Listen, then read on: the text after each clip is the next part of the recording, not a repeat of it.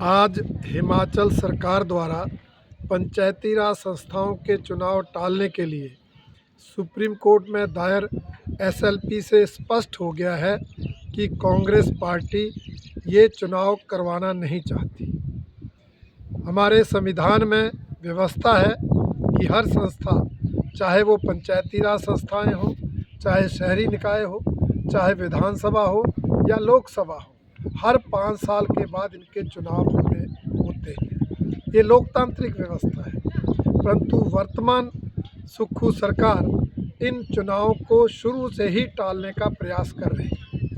पहले इन चुनावों को टालने के लिए संवैधानिक संस्था चुनाव आयोग से टकराव लिया, चुनाव आयोग के निर्देशों की पालना नहीं की, उनकी अधिसूचनाओं को नज़रअंदाज किया और फिर जब एक पीआईएल में माननीय उच्च न्यायालय द्वारा निर्णय दिया गया कि 30 अप्रैल 2026 तक पंचायती राज संस्थाओं के चुनाव करवाएं, तब भी हमारे माननीय मुख्यमंत्री जी ने हाई कोर्ट की अवमानना करते हुए उस निर्णय पर टिप्पणियां व्यक्त की और आज एसएलपी दायर होने से बिल्कुल स्पष्ट हो गया है कि ये सरकार लोकतंत्र में विश्वास नहीं करती, इसका रवैया तानाशाहीपूर्ण है और पंचायती राज संस्थाओं, शहरी निकाय चुनाव के टालने के लिए हर संभव प्रयास कर रही है।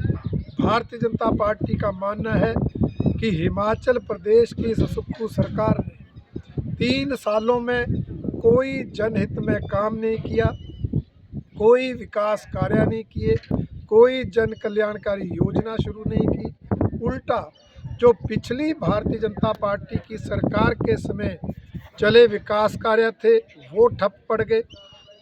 पिछली भाजपा सरकार द्वारा खोले गए संस्थान बंद कर दिए, पिछली भाजपा सरकार द्वारा चलाई जा रही जन कल्याणकारी योजनाएं बंद कर दी। इसलिए अब ये सरकार जनता के बीच जाने से घबरा रही है।